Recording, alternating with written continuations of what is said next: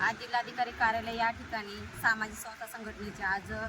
शेरीन संस्था, क्रांती महिला संघटना, एकल महिला संघटनेच्या आणि मातोश्री रमाई या संस्थेच्या अंतर्गत आम्ही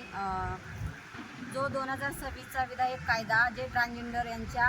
संविधानिक मूल्यावर हनन करणारा कायदा जो निघलेला आहे तो रद्द करण्यात यावा, जेणेकरून आज त्यांचंही जे काही जीवन आहे ते सर्वसामान्यासारखं त्यांना ते बंदिस्त नसावं, त्यांनाही आपल्यासारखं जीवन जगता यावं, या अनुषंगाने हा कायदा रद्द करण्यात यावा यासाठी संस्थेच्या वतीनं आम्ही हे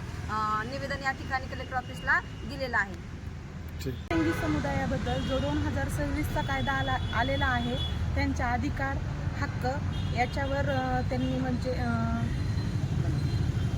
हनन केलेले आहे। त्या विरोधात आम्ही पारलिंगी समुदायाच्या वतीने कलेक्टर ऑफिसला आमच्या 4 संस्थेने आज निवेदन दिलेले आहे।